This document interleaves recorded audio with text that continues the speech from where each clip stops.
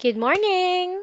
Okay, so now we are going to talk about our TLE 7 commercial cooking. We are now on our week number 3. Okay, now let's have here in week number 3, we are going to have the lesson 2 perform calculation and mensuration.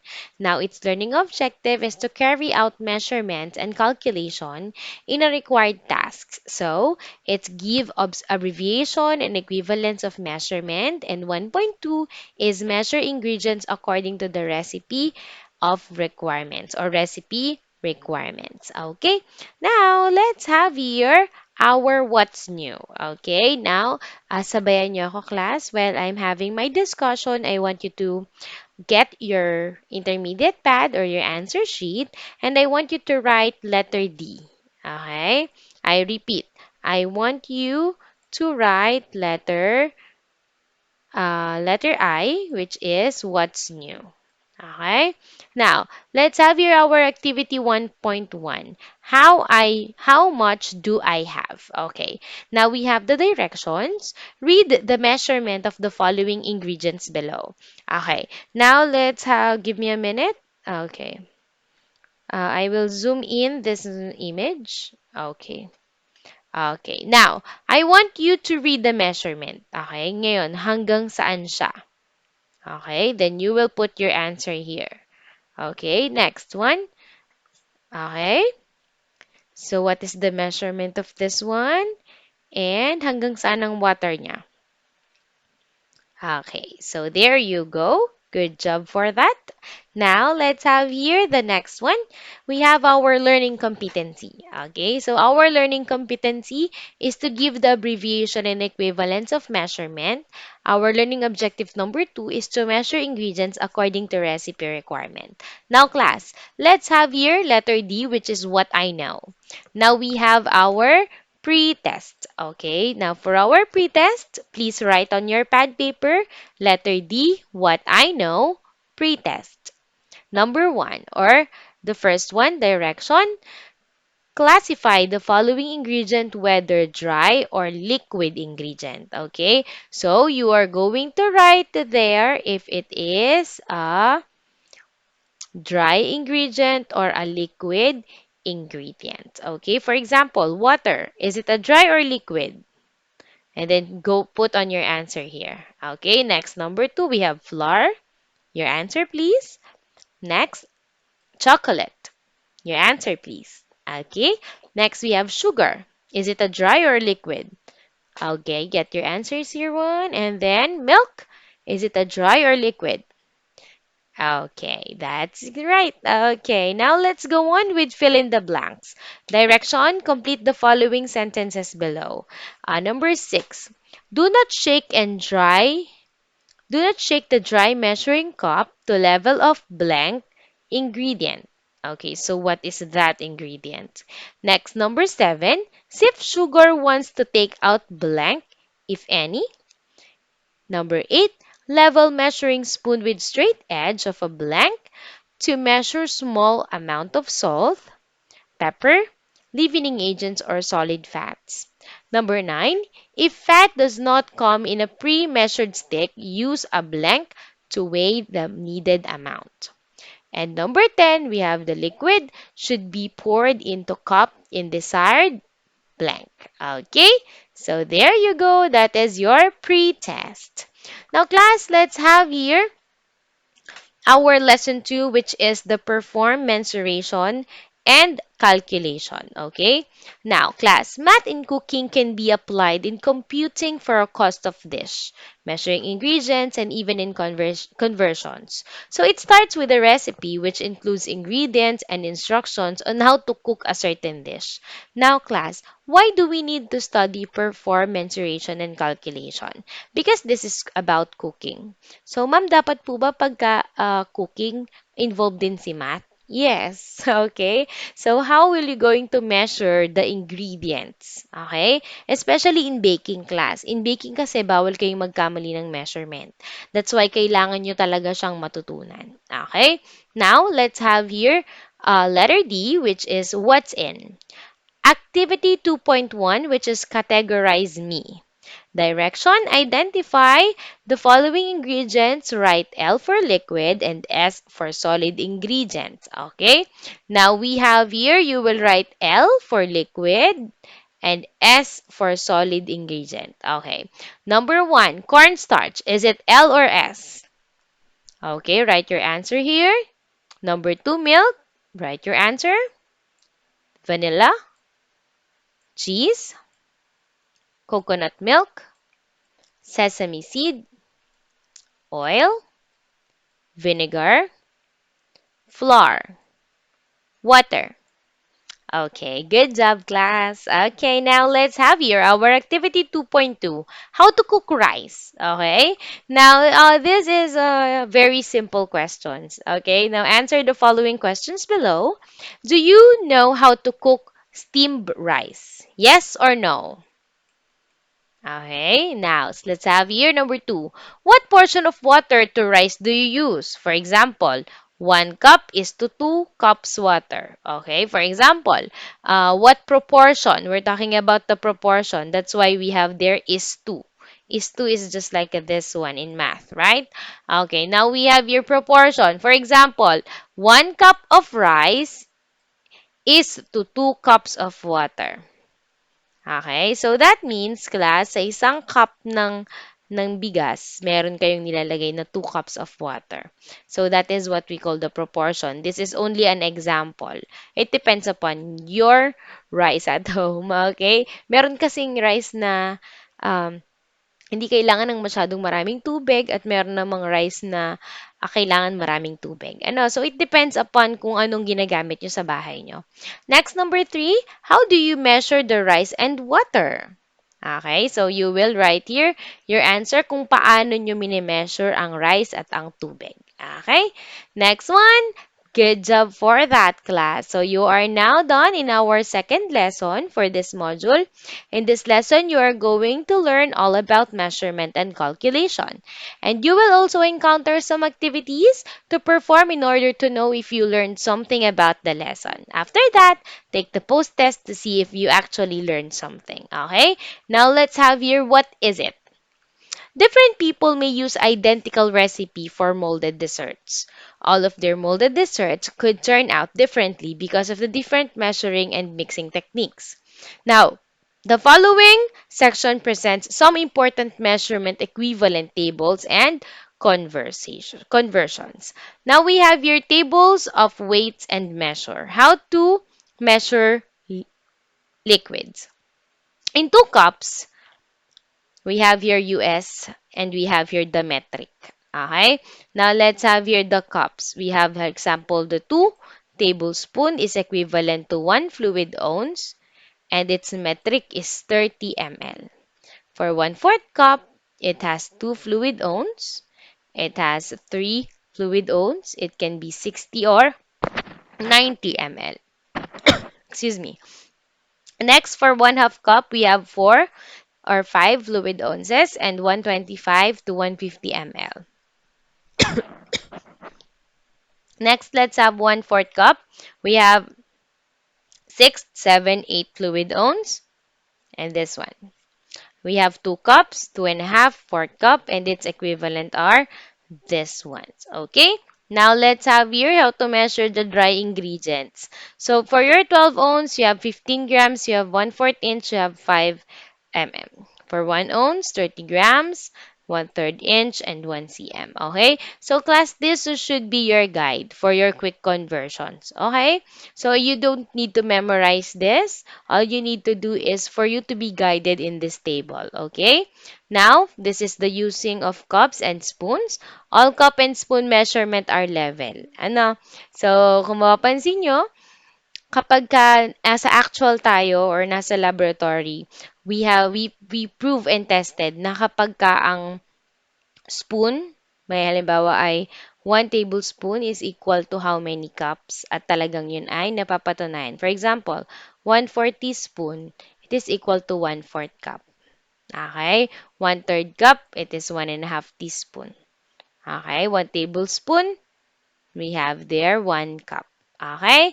Next, for oven temperatures, I think I will go on with the oven temperatures. So this has its formula. Okay? So may formula kung paano kinukuha si degree Fahrenheit at si degree Celsius. Okay? Now, class, let's have here the measuring ingredients correctly. Accurate techniques in measuring are as important as the tools of measuring. Therefore, always observe the following procedure.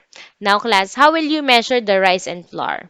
Fill the cup overflowing, ibig sabihin umaapaw, level off with spatula or with a straight edge of knife. Okay? Clear tayo doon. Madali lang siyang gawin. Next, sifted flour. Most cake recipes call for sifted flour. In case of sift flour, 2 to 3 times. Spoon into the cup overflowing, level off with a spatula. Now, this is a sifted flour from the word itself, class. When we talk about sifted flour, wala na siyang lumps or wala na siyang buo-buo. Okay, so saan tayo nakakakita ng mga buo-buo sa harina?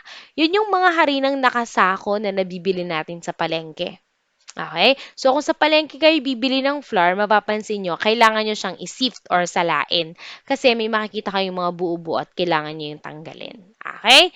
Next, refined sugar. Sift sugar wants to take out lumps, if any. Spoon into cup and level off with spatula.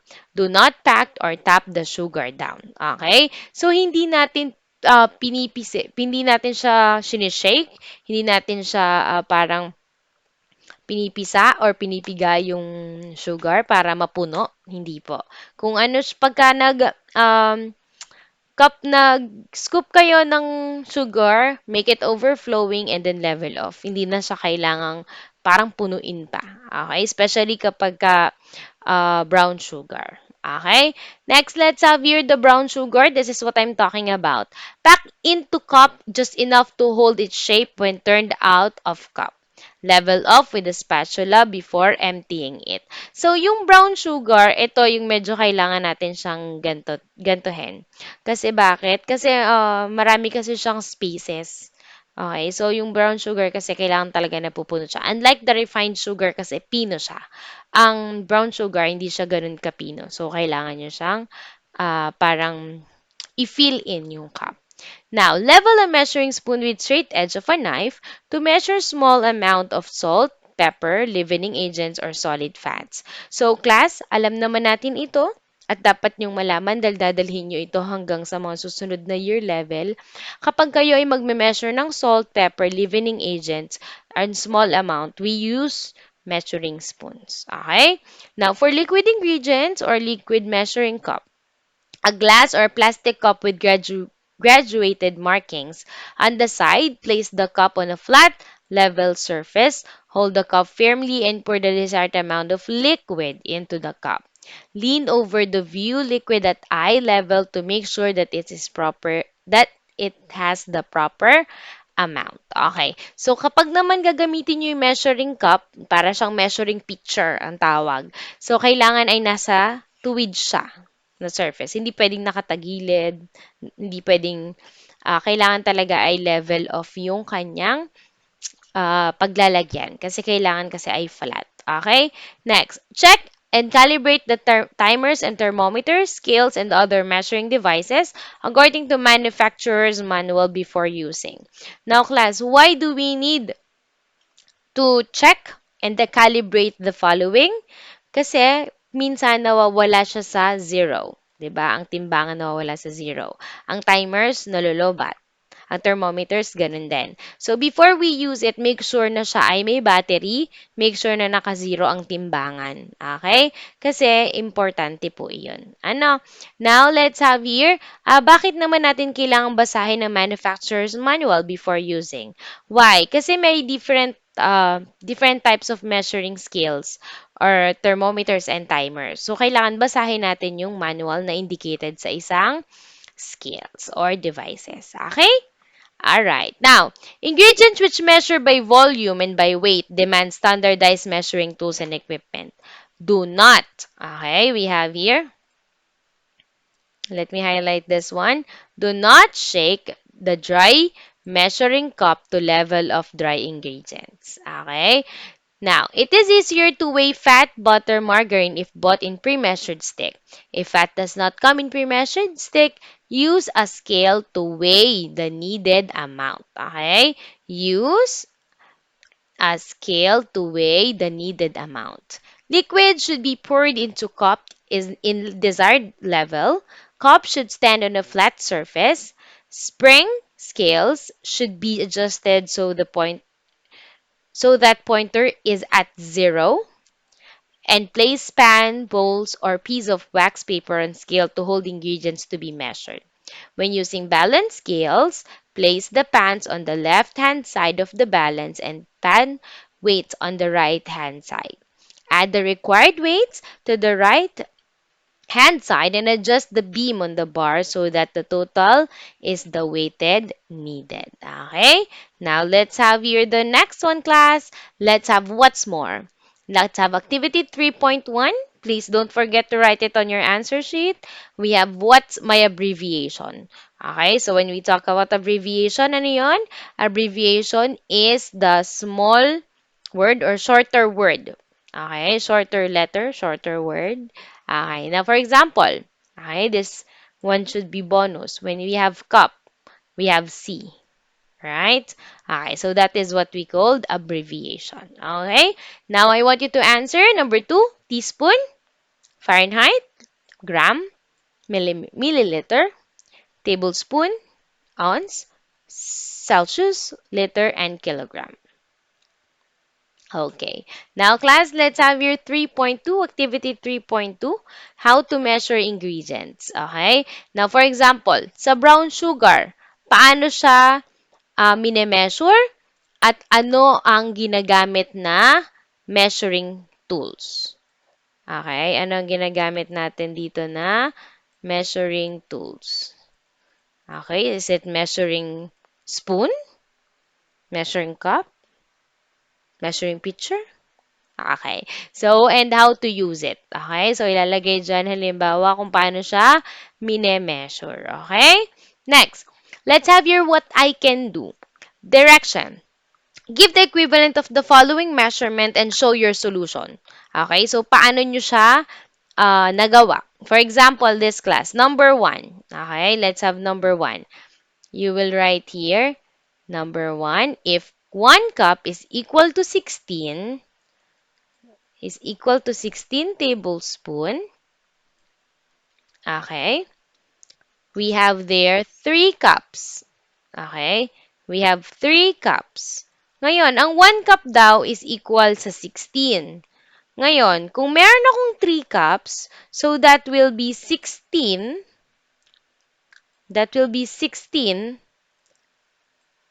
multiplied to 3. Right? So, we have there 16 times 3. Okay, 16 times 3 equals 48. So, the answer in number 1 will be 48 tablespoon. Okay, naintindihan po. So, that will be the answer on number 1. That will be 48. Because 16 times 3 is equal to 48. Okay? Class, I want you to show your solution. This is 3 points each. For 3 points each, you have 15 points. Okay? Clear tayo? Okay. Now, the next one, you just need to analyze and then show me your solution. Okay? Next, let's have your demonstrate. Perform a 3 to 5 minute video presentation on how to measure ingredients correctly and accurately. Send the video presentation on your teacher's messenger account. What's my messenger account? It is Ayel Balazon or Ayela Ray. Okay? You can send it on my messenger. Okay. And what are the materials needed? Okay. So, class, what if wala po nito? Ma'am, paano po kung measuring cup lang po ang meron ako? Tapos wala po akong spatula. Pwede naman pong knife. Ano? So, pwede rin naman na water or flour. Ayan. So, yan ang pwede nyo i-measure. Pwede mag-measure kayo ng half cup ng water at 1 cup ng flour.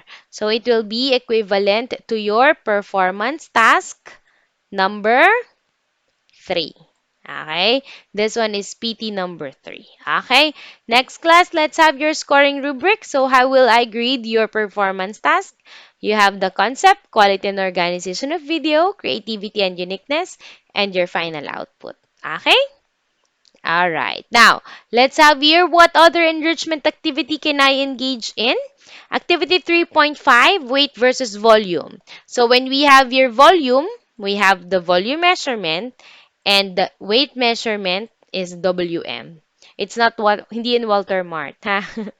VM and WM. Now, class, I have a clue. So pag sinabi nating VM, it is liquid. Okay? And if it is VM, it is solid. Okay? Madali na yan para sa inyo. So, I have your quotation from Harold McGee, Keys to Good Cooking. Weight is direct measure of an ingredient itself. By contrast, the volume taken up in measuring spoon or cup includes variable amounts of empty space. Okay? So, I know you can do this. What other letter E or activity 3.5? You just need to write VM for volume and WM for weight measurement. Clear? Okay, now class, let's have here what did you learn or what I have learned.